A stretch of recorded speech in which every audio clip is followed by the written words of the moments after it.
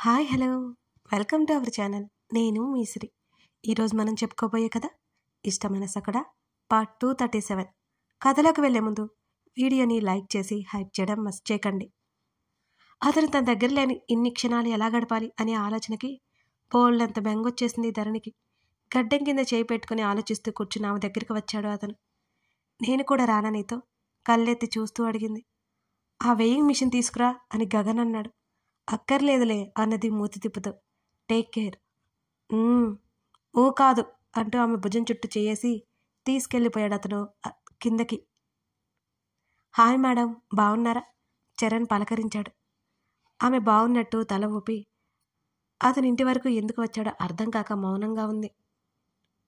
Gagan వెళ్ళడానికన్నట్టు tiffin చేయడానికి వెళ్ళిపోయాడు. Tiffin చేశావా? ధరణి టక్కున అడిగింది.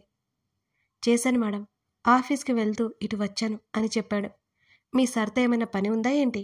ధరణి నవ్వుతూ అంది. నిన్ను చూడడానికే వచ్చాడట. మాల్విక చెప్పగానే అవునా అన్నట్టు చూసింది అతని వైపు. మీ ఆరోగ్యం ఎలా ఉంది మేడం అని అడిగాడు. బాగుంది, ఆమె చిరునవ్వుతో చెప్పింది. అతని కోసం తెప్పించిన కాఫీ ఇచ్చింది మాలవిక. కాసేపు ఆఫీస్ గురించి ధరణితో మాట్లాడి నేను కూడా త్వరలో వచ్చేస్తాను అన్నది. సార్ మాత్రం చెప్పలేదు మేడమే అని అన్నాడు చరణ్. ఇంకా మీ సర్కే తెలియదులే అని నవ్వింది. గగన్ వచ్చాక చరణ్ లేచి నిలబడ్డాడు.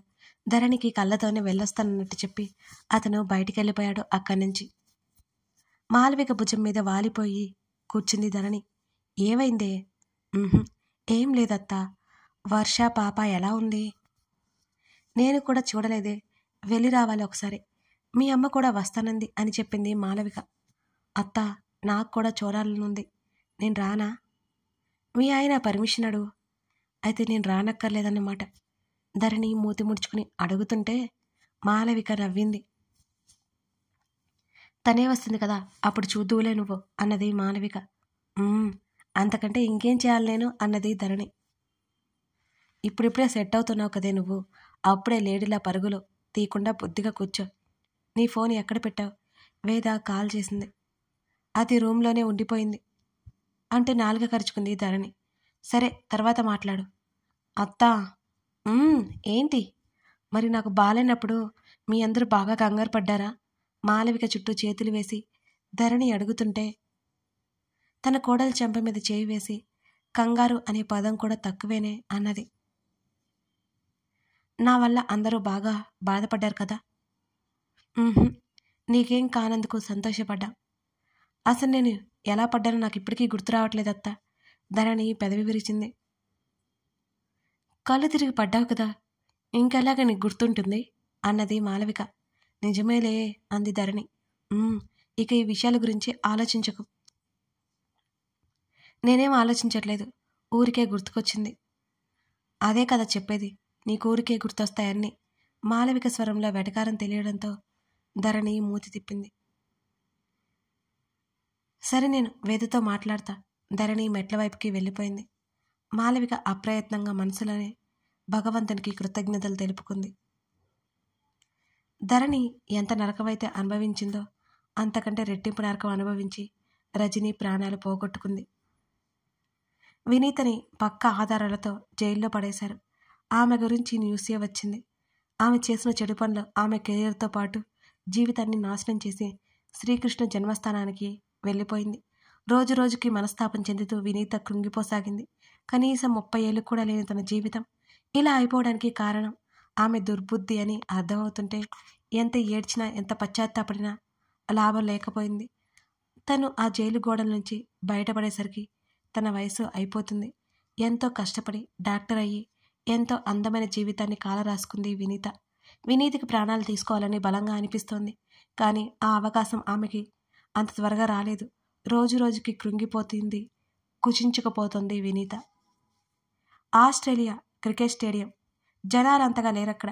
సగం జనాలు ఉంటే సగం కుర్చీలు ఖాళీగానే ఉన్నాయి. వేద, గగన్, ధరణి వరుసగా కూర్చున్నారు. ఇక్కడ చూడు, జనాలే లేరు. అదే మన ఇండియాలో అయితే ఎంతమంది ఉంటారు ఎంకరేజ్ చేయడానికి అంటూ ముందుకు వంగి మరీ వారిద్దరూ మాట్లాడుతుంటే ఇరిటేట్ ఫీల్ అయిపోతున్నాడు గగన్. అతను లేచి ధరణిని వేద పక్కకు పంపించి పక్కకు వచ్చాడు. ఇప్పుడు వాగండి అని విసుగ్గా చెప్పి కూర్చున్నాడు ఓ పక్కన. అతను మ్యాచ్ చూస్తున్నాడు. వాళ్ళిద్దరూ గ్రౌండ్లో ఆడుతున్న వారందరి గురించి ఏదో ఒకటి మాట్లాడుకుంటూనే ఉన్నారు. కొన్ని గ్యాసిప్స్ అయితే మరింత ఘోరంగా ఉన్నాయి. వాళ్ళిద్దరి మాటలు వింటుంటే గగన్ నిట్టూర్చాడు. వాళ్ళిద్దరిని వదిలేశాడు. హర్షకి ఛాన్స్ ఉంటుందో లేదో అని చూస్తుండగానే హర్షకి ఛాన్స్ వచ్చింది. వాళ్ళ కోసం హర్ష తల తిప్పి చూశాడు. దూరంగా ఎక్కడో కూర్చుని ఉన్నారు వాళ్ళు ముగ్గురు. అతను బ్యాట్ పైకెత్తాడు. వేద పైకి లేచి మరీ చప్పట్లు కొట్టింది. గట్టిగా కేకలు పెట్టింది. అయితే లక్కీగా కెమెరామెన్ చేతికి చిక్కలేదు. అతను ఆడడం మొదలుపెట్టాడు. మిడిల్ ఆర్డర్ బ్యాట్స్మెన్ కావడంతో టెన్షన్ పడకుండా చాలా చాకచక్యంగా స్కోరు తీసుకెళ్తున్నాడు. హాఫ్ సెంచరీ పైనే కొట్టేసి అవుట్ అయిపోయాడు హర్ష. వేద, ధరణి అతన్ని ఎంకరేజ్ చేస్తూనే ఉన్నారు. స్నేహితుడి ఆటని చూస్తూ చాలా గర్వపడిపోతున్నాడు గగన్. హర్ష సెలబ్రిటీ అయిపోయాడు. ఆ మ్యాచ్ గెలవడం వారి ఆనందానికి అవధులేవిగా. మ్యాచ్ అయిపోయిన తర్వాత హర్ష వాళ్ళని కలిసేసరికి గంట సమయం పట్టింది. Congratulations idiot. స్నేహితుడిని బలంగా హత్తుకున్నాడు గగన్. థ్యాంక్స్ రా. ఇద్దరూ దూరం జరిగి సన్నగా నవ్వుకున్నారు. హర్ష నడుము చుట్టూ చేతులు వేసి కౌగిలించుకుని ఐ లవ్ యూ అని అతని చెవిలో మెల్లిగా చెప్పింది వేద. మీటు ఆమెనే చూస్తూ పెదవులు కదిపాడు హర్ష. హర్షకి షేకాండ్ ఇచ్చి చేయి తెగ ఊపేసింది ధరణి సంతోషంతో. అక్కడి నుంచి అందరూ ఆ వీధుల్లో చక్కర్లు కొట్టి సాయంత్రానికి హోటల్కి బయలుదేరిపోయారు. అమృతకి బాబు పుట్టాడు. ఆ విషయం తెలిసిన ధరణి ఉత్సాహంగా అమృతతో మాట్లాడింది. అప్పటికప్పుడే రావాలనిపిస్తున్నా రాలేని పరిస్థితి ఆమెది. కాల్ కట్ చేసి కొడుకు వైపు చూసుకుంటూ కమల్ వైపు చూసింది అమృత.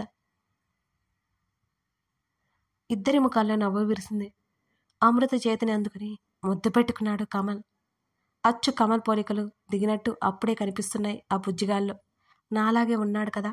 కమల్ ముఖంలో గర్వం, కొడుకు పట్ల ప్రేమ ఒకేసారి కనబడుతున్నాయి. అమృత తల ఊపి నవ్వింది. అమృత కళ్ళు సంతోషంతో మెరుస్తున్నాయి. Thank you Ammu, thank you so much అని కమల్ చెప్తుంటే వీడు పుట్టినుంచి అదే చెప్తున్నా, ఎన్నిసార్లు చెప్తావు అని నవ్వింది. కమల్ కూడా నవ్వేశాడు. తలుపు కొట్టడంతో కమల్ వెనక్కి సర్దుకొని కూర్చున్నాడు. నిద్రపోతున్న తన కొడుకు అతని ఒడిలోనే ఉన్నాడు. బావా, దీక్ష లోపలికొచ్చింది. అమృత, కమల్ ఆమె వైపు చూశారు. ఆంటీ నిన్ను డిన్నర్కి పిలుస్తున్నారు బావా అని చెప్పింది దీక్ష. నేను తర్వాత తింటాను, మీరు తినేయండి. పోనీ నేను ఇక్కడికే తీసుకురానా? పర్వాలేదు, నేను వస్తానులే. అయితే ఇక్కడికే తెచ్చేస్తానులే అంటూ దీక్ష పరుగున వెళ్ళిపోయింది. కాసేపటికి భోజనం పట్టుకుని వచ్చింది. అది పక్కన పెట్టి అమృత కొడుకుని నెమ్మదిగా చేతుల్లోకి తీసుకుని అక్కడే దూరంగా సోఫాలో కూర్చుంది. కమల్ చేతులు కడుక్కొని భోజనానికి కూర్చున్నాడు. అమృతతో కమల్ మాట్లాడుకుంటూ భోజనం చేశాడు. కళ్ళు తెరిచిన బాబుతో మాట్లాడుతోంది దీక్ష. మరింత మెత్తగా ముద్దుగా ఉన్న ఆ బాబు దీక్షకి బలి నచ్చేశాడు. అంతేకాదు, వాడిలో కమల్ పోలికలు స్పష్టంగా కనిపిస్తుంటే దీక్ష కళ్ళల్లో నీళ్లు కూడా వచ్చాయి అదే సంతోషంతో. దీక్ష ఒడిలోనే వాడు మళ్ళీ పడుకున్నాడు. అమృత బాబుని తీసుకురమ్మండంతో తీసుకెళ్లి ఆమె పక్కన పడుకోబెట్టింది. కమల్ భోజనం అయిపోయాక నువ్వు తిన్నావా అని అడిగాడు. దీక్ష తిన్నట్టు తల ఊపింది. సరే, నువ్వు కాసేపు అమృత దగ్గర ఉండు. దీక్ష, నాకు చిన్న పని ఉంది, బయట వరకు వెళ్ళి వస్తా అని చెప్పగానే ఆమె తల ఊపింది. ఆ ప్లేట్ తీసుకోపోతుంటే కమల్ తనే తీసుకెళ్ళిపోయాడు. అమృత మంచానికి కూర్చుని లాక్కుని అక్కడే కూర్చుంది దీక్ష. అమృత, ఏంటి? దీక్ష ఏదో చెప్పడానికి నాంచుతున్నట్టు అమృతకి అర్థమైంది. అమృతకు ఉన్న కొద్ది నెలల కాలంలో అమృత ఏంటో దీక్షకి అర్థమైపోయింది. క్షమించే గొప్ప గుణం అమృతలో దీక్ష కనిపెట్టింది. తన భయాలు వదిలేసి ప్రశాంతంగా ఉండసాగింది దీక్ష. తనకి ఏమనిపించినా అమృతతో పంచుకోసాగింది. పర్లేదు చెప్పు, ఏమైంది? నేను జాబ్ ట్రై చేశాను, ఇంటర్వ్యూ అటెండ్ అయ్యాను అని చెప్పింది. ఓహ్ సూపర్, జాబ్ వచ్చిందని అర్థమైంది, ఇంకేంటి మరి అని అమృత అడిగింది. అది చెప్పు, ఏంటది? అప్పుడెప్పుడో ఓసారి మా డాడీ నా కోసం పెళ్లి చూపులు చూసిన వ్యక్తి ఆ కంపెనీ CEO అన్నది దీక్ష. వావ్, ఇది ఇంకా సూపర్ అంటున్న అమృత వైపు గుర్రుగా చూసింది. ఏమైంది? అమృత నవ్వు దాచుకుంది. అతను అక్కడ ఉన్నాడని తెలిసాక నాకు వెళ్ళాలని లేదు. ఆ రోజు అతనితో నేను చాలా కోపంగా మాట్లాడి పెళ్లి వద్దని చెప్పాను. అతన్ని ఇప్పుడు నేను ఫేస్ చేయలేను అని మెల్లిగా అంది దీక్ష. ఇది బాగా ఆలోచించాల్సిన విషయం అని కాసేపు అమృత బాగా ఆలోచించింది. ధరణికి కాల్ చేసింది. ఓయ్, ఇప్పుడు వాళ్ళందరికీ తెలియాలా అని దీక్ష కంగారు పడింది. నువ్వాగు. అలాగే, ఇలాంటి సలహాలు మా ధరణి బాగా ఇస్తుంది. నువ్వేం చేయాలో నీకు ఒక క్లారిటీ వస్తుంది, ఉండు అంది అమృత. ధరణి కాల్ లిఫ్ట్ చేసింది. చెప్పవే, బుజ్జిగాడు ఎలా ఉన్నాడు, ఏం చేస్తున్నాడు అన్నది ధరణి. బాగున్నాడులే, కానీ ఒక చిన్న మ్యాటర్, ఏం చేయాలో చెప్పు అని దీక్ష పేరు చెప్పకుండా ఒక అమ్మాయి గురించి అన్నట్టే విషయం అంతా షేర్ చేసింది అమృత. అమృత తన పేరు బయట పెట్టకపోవడంతో దీక్ష ఊపిరి పీల్చుకుంది.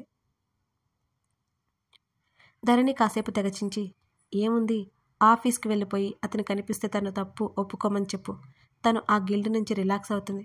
ఒకవేళ అతను అండర్స్టాండింగ్ పర్సన్ అయితే అర్థం చేసుకుంటాడు. కోపిష్టి ఫెలా అయితే కాస్త ఎక్స్ట్రా వర్క్ ఇస్తాడు. ఇవేమీ కాదు అనుకుంటే ముందే మానేస్తే బెటర్. కానీ జాబ్ ఇంపార్టెంట్ అయితే దేన్నో దాన్ని ఫేస్ చేయక తప్పదు అంటూ ధరణి పెదవి విరిచింది. అబ్బా, సూపర్ చెప్పావే ధరణి, నేను తర్వాత చేస్తాను అంది అమృత. సరే అని ధరణి నవ్వి కాల్ కట్ చేసింది. అమృత దీక్ష వైపు చూసింది. అర్థమైంది కదా, నువ్వే ఆలోచించుకో అన్నది.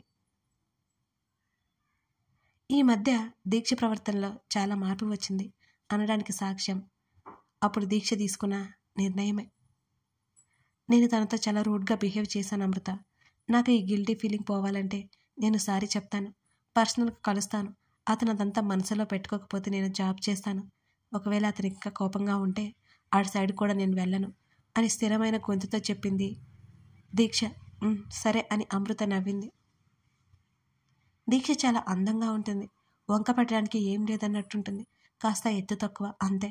ఇలాంటి అమ్మాయిని కాదని తన్ని పెళ్లి చేసుకున్న కమల్ గుర్తుకొస్తుంటే అమృతకి నవ్వొస్తుంది. కమల్కి మనిషి అందం ఎప్పుడూ ముఖ్యం కాదు. అతను మనుషుల ద్వారా ప్రశాంతత కోరుకుంటాడు. అతనికి మనిషి వ్యక్తిత్వమే ముఖ్యం. ధరణి బయట నుంచి వచ్చి అప్పుడే బెడ్డెక్కేసిన ఆమె దగ్గరికి వెళ్ళి పిలిచాడు గగన్. వెచ్చగా దుప్పటి కప్పుకుంది. లేచి ఫ్రెష్ అవ్వు. చలిగానే ఉంది కదా, బాగానే ఉన్నానులే ఫ్రెష్గా అంది ధరణి. అతని వైపు చూసిన ధరణికి అతని కళ్ళు చిన్నవి చేసి చూస్తుంటే ముఖం మాడ్చుకుని లేచి కూర్చుంది. ఆమె ఫ్రెష్ అయి వచ్చి స్వెటర్ కోసం చూసి, స్వెటర్ ఎక్కడా అని అంటుంటే ఆమె చేతిని పట్టుకుని దగ్గరికి లాక్కున్నాడు గగన్.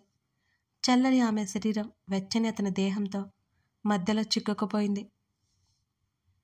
చలి చలి ధరణి గొడవ చేయడం మొదలుపెట్టింది.